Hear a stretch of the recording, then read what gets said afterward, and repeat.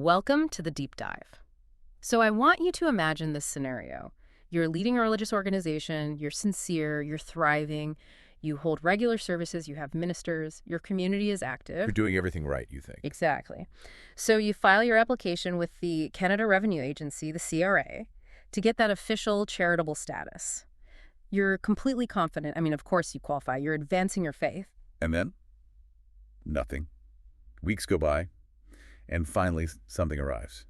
But it's not the approval you were expecting. It's this huge document, maybe 10 pages long, and it's demanding proof of things you thought were just self-evident. It feels less like a checklist and more like a religious inquisition, right? Completely. It's a line-by-line audit of your faith. They're asking things like, what percentage of your members are related by marriage? They want to see the syllabus from your minister's training. Yeah, they want to know exactly how the money from the collection plate is handled. It feels so invasive. For the people involved, it must feel like they're being treated like suspects, not a community group. And that request for more information, that's really the CRA's way of saying something very specific. It is. They're saying, look, the legal definition of advancing religion for tax purposes in Canada is extremely narrow. Mm-hmm. And frankly, we need to be convinced you fit because historically this category, it's been abused. And that's exactly our mission for this deep dive. We're going to pull apart that complex vetting checklist the CRA uses. We want to really understand the scrutiny these groups face. And reveal that critical legal gap between, running a wonderful community service and actually legally advancing religion in the eyes of the taxman. This is a huge, huge headache for so many organizations. We're going to try and give you the map to navigate it. And let's be clear from the start. This skepticism from the CRA, it's not totally arbitrary. They have a mandate to protect the integrity of the charitable sector. Public trust is everything. So they have to be strict. They have to be. They've seen groups that just use religious language as a cover for, a sophisticated tax avoidance scheme. Right. So this vetting process is their main defense against that. It means everyone, new or old, gets put under the microscope. Okay, so let's start at the foundation. If you want to claim charitable status for advancing religion, you have to pass this legal test. It's a common law test, comes from the courts. Some people call it the Holy Trinity test. Right, and that comes from a really old foundational case, Karen Kameth Legisrol, V.I.G. It's a mouthful, I know. Huh, it is. But the principle is what matters. The CRA needs you to prove three core things, and this is where a lot of newer or, let's say, non-traditional groups run into trouble right away. So what are those three things? Okay, so first, you have to have a theistic doctrine. Yeah. Basically, you have to believe in a god or a supreme being or beings. Simple enough. Second, you need a worship doctrine. Your members, your adherents, they have to actually worship or, revere that deity. And this one is the real strategic hurdle. You need a particular and comprehensive system of faith and worship. A comprehensive system, that sounds like where the real scrutiny is. It is. I mean, for an established church or a temple or a mosque, this is easy, right? They have thousands of years of tradition, sacred texts, established structures.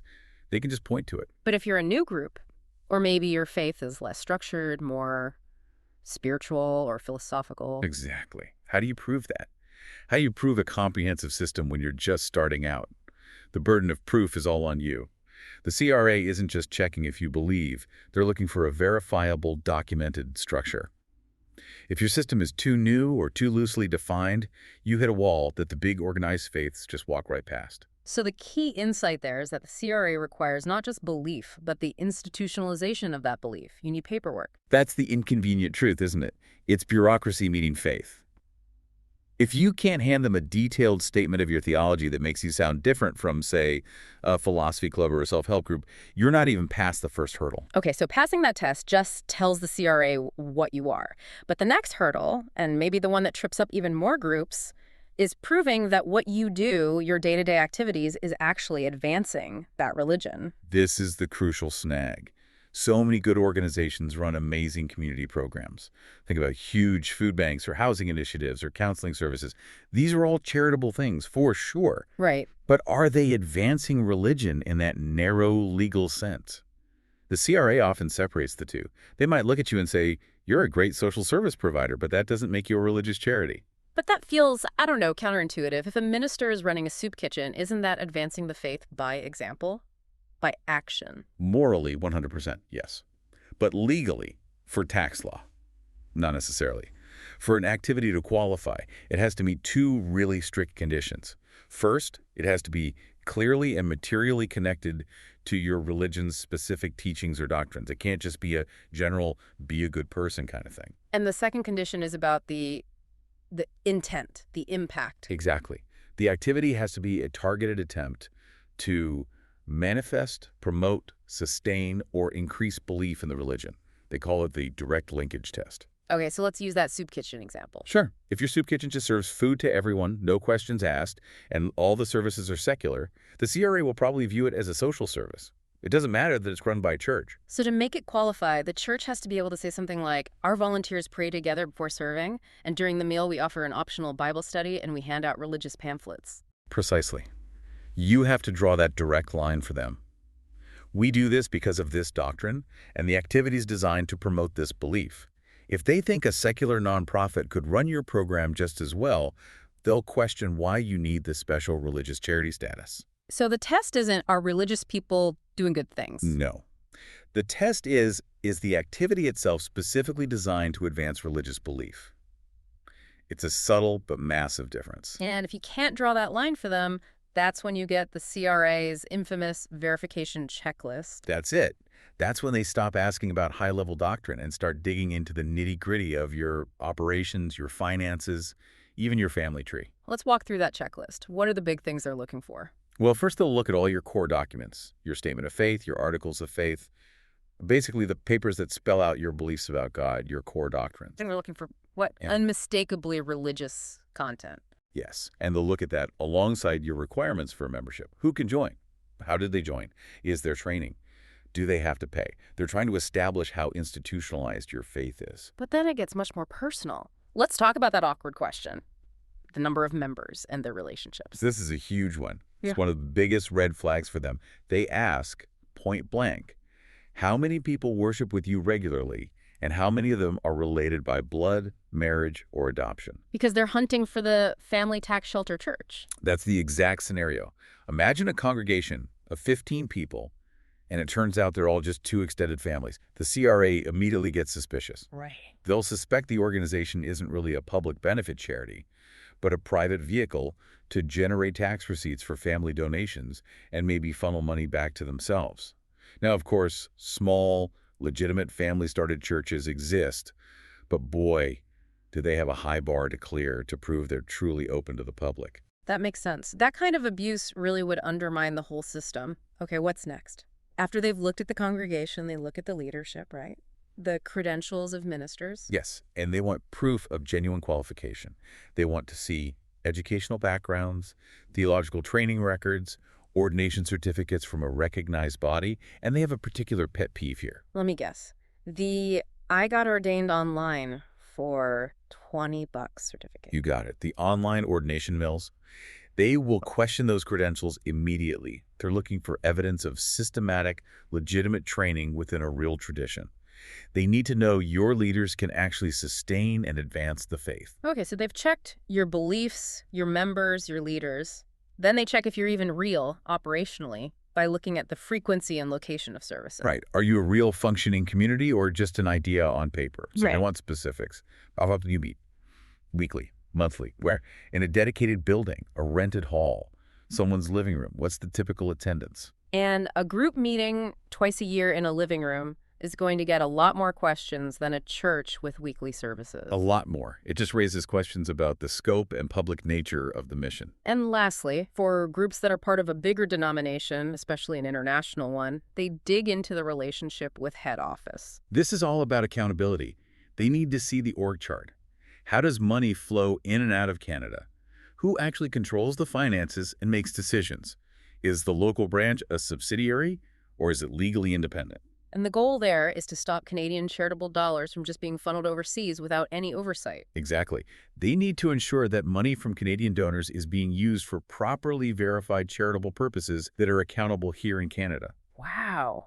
It's a staggering amount of detail. But when you lay it all out like that, you can see it's not just random harassment. They're trying to prevent specific known types of abuse. Absolutely. You can see the patterns. They're trying to filter out the absentee congregation, Yeah. the philosophy society pretending to be a religion, the family tax shelter, and the money funnel.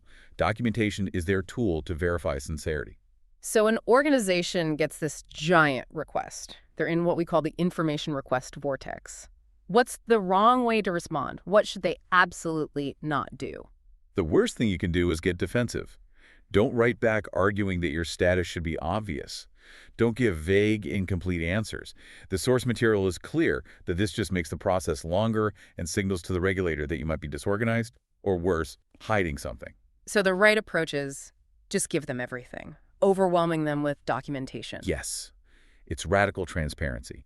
Answer every single question thoroughly with documentation. But more than that, you have to connect the dots for them. You have to be the narrator. For every single activity, from a youth work to an admin meeting, you explain its direct link to advancing your faith. You have to educate the CRA agent reading your file. And this leads to a bigger, more strategic question that I think a lot of organizations probably don't ask themselves. Maybe charitable status isn't the right fit for them. That is the inconvenient truth, isn't it? Everyone wants charitable status for the tax receipts, but they forget it comes with massive administrative burdens and very strict rules. Organizations need to step back and ask, is it actually worth it for us? So when would a regular nonprofit corporation be a better choice? Well, think about where your money comes from. If most of your revenue is from fees like daycare fees or tuition, and not from donations, then the ability to issue tax receipts isn't that valuable. Good point. Also, if your activities are really more social or cultural or philosophical, instead of being explicitly about advancing religion, a regular nonprofit structure is just a cleaner fit. You avoid all this religious vetting. And the big one, politics. If you want to do any kind of significant advocacy or lobbying, charitable status is a major straitjacket. Absolutely. Canadian charities are extremely limited in their political activities. If your mission requires you to be a strong public advocate, the freedom of a nonprofit corporation is probably way more valuable than tax receipts. And, just don't discount the sheer weight of the compliance. For a small group run by volunteers, the CRA reporting can be a nightmare.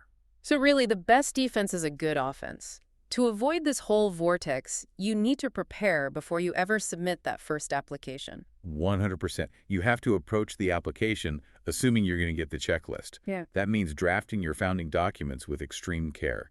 Detail your beliefs, your worship practices, your entire system. Don't just use boilerplate language from the internet. You have to connect those dots for the CRA instead of just hoping they'll figure it out.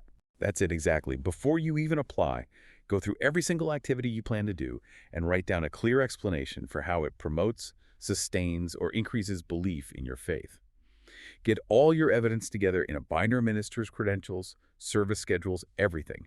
Assume the person reading your file knows absolutely nothing about you and needs written proof for every single claim. That is the key strategic takeaway. The CRA process feels like a burden, and it is, but its purpose is to guard the integrity of the whole charitable sector. It forces organizations to prove they're really advancing religion in that very narrow legal sense, and to have the paperwork to back it all up. It's accountability in exchange for a massive tax privilege. So, as we close out this deep dive, here's a final thought for you to consider. The CRA requires a particular and comprehensive system of faith, with everything spelled out in writing. So think about this. How does that legal necessity, the need to codify and institutionalize your entire belief structure just to get tax status, how might that actually change the nature of a religion itself, especially a new or less structured one? Is the state, through its bureaucracy, indirectly pushing all faiths toward a certain kind of structure? Something to think about at that intersection of law and spirituality.